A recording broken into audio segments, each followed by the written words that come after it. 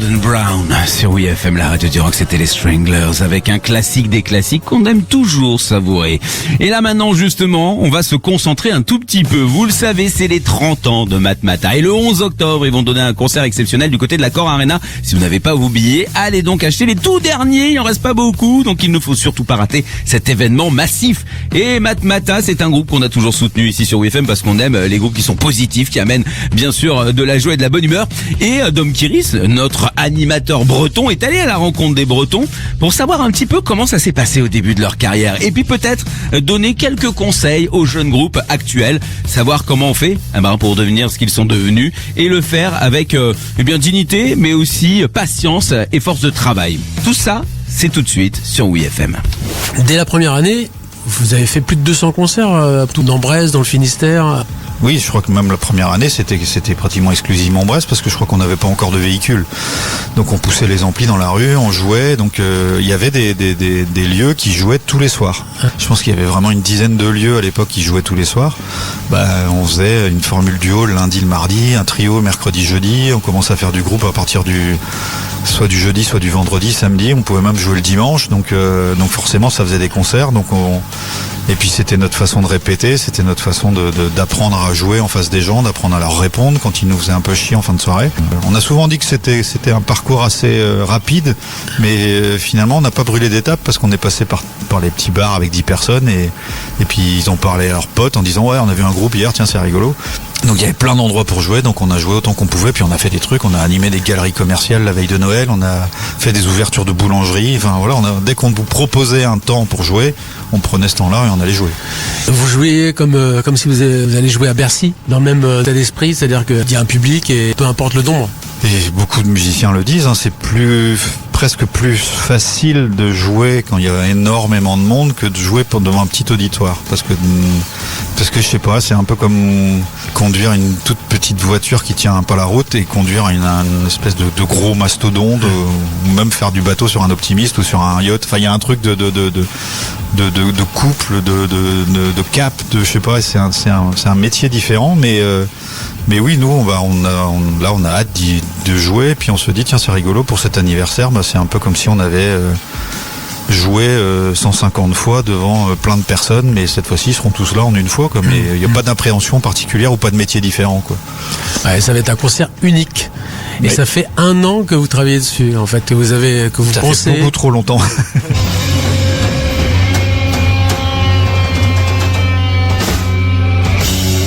Il y a un côté bien méticuleux aussi chez Matmatah. Ça fait partie du secret de la réussite aussi, de ne rien laisser au hasard, avoir le respect du public. Disons on part du principe que déjà nous on doit se faire plaisir, chacun, et on doit faire plaisir à l'ensemble de ceux qui jouent avec nous.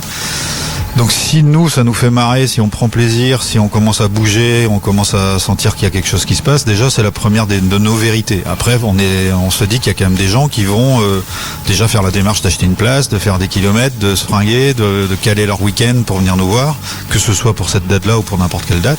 Donc on a l'impression qu'on les invite à venir nous voir et que il faut pas leur mentir. Enfin, les quelques fois où on a pu imaginer qu'on pourrait commencer à mentir, on a préféré s'arrêter. L'histoire, notre histoire le témoigne. Il peut y avoir de l'impondérable dans un concert, mais avec soin on choisit notre équipe, avec soin on choisit notre setlist, avec soin on choisit la façon dont on va jouer les morceaux, sur quels instruments, pourquoi, dans quel ordre, comment, voilà, histoire que ce soit le plus fluide possible. Et que du coup, on est juste à gérer les impondérables et sinon prendre du plaisir et le recevoir. Surtout. C'est ça, le fait de maîtriser la chose, c'est pour prendre le plaisir au maximum. On a souvent dit que c'était comme le patinage artistique en fait. C'est-à-dire qu'on est tous en train de regarder du patinage en disant c'est bon, on a fait un triple axel. Alors que déjà tenir sur des patins, sur une patinoire, c'est pas normal. Donc voilà, il faut donner l'impression que c'est simple, que c'est le plus beau compliment qu'on m'ait fait. De ma vie de musicien, c'est une copine de mon épouse qui est venue me voir pour la première fois sur scène. Et à la fin du concert, elle est venue me voir en disant c'est rigolo, on a vraiment l'impression que tu fais rien sur scène.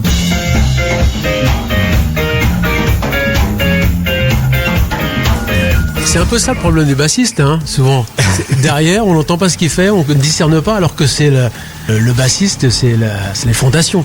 J'ai pris quelques cours de basse avec un bassiste brestois exceptionnel qui m'a dit, tu sais, T'auras des gens qui n'écouteront pas ce que tu fais, t'auras des gens qui ne distingueront pas ce que tu fais, mais on va dire que la voix c'est le look d'une belle voiture, les guitares c'est le moteur d'une belle voiture, la batterie c'est le châssis d'une belle voiture. La basse, c'est le fauteuil. Si t'as mal au cul, tu vas la revendre. Voilà. Donc, à partir de ce principe-là, je dis, ok, on est installé dans le son. Si on est bien, ça va. C'est super, ouais. J'adore. Dom Kiris adore toujours. Il réussit toujours quand même à trouver l'essence, les choses qu'il faut pour pouvoir distiller justement de la bonne humeur et puis avoir les infos croustillantes aussi. Et vous allez vivre un moment croustillant ce 11 octobre. J'en suis persuadé que vous allez kiffer. Vous me raconterez, parce que j'ai pas la chance de pouvoir y aller. Donc vous me raconterez tout ça par WhatsApp. J'en profite pour vous redonner le numéro 06 95 33 95 33. Et puis pour continuer dans cette bonne ambiance, autant écouter du Matmata. Ça va de soi avec putain, c'est une belle nouveauté, oui FM.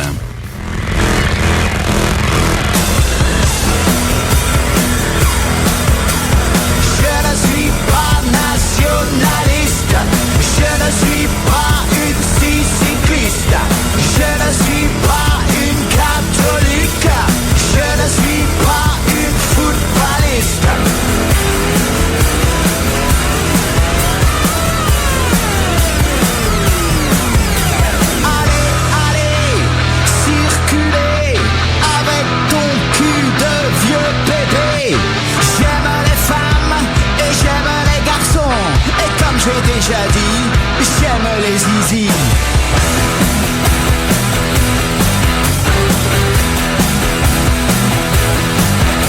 Putain, c'est vachement bien. Nous sommes quand même tous des Européens. Putain, c'est vachement bien. Nous sommes quand même tous des Européens.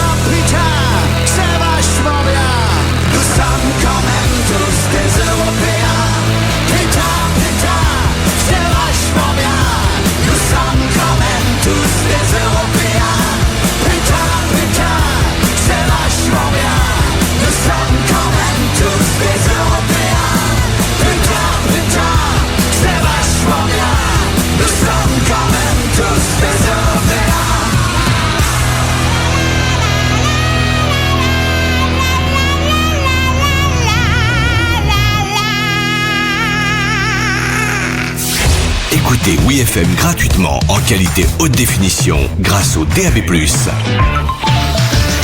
Pas besoin de connexion internet ni de réseau mobile. Le DAB+ vous offre un confort d'écoute inégalé pour profiter de vos classiques rock préférés. Oui FM s'écoute en DAB+ à Marseille, Bordeaux, Orléans et dans plus de 30 villes partout en France.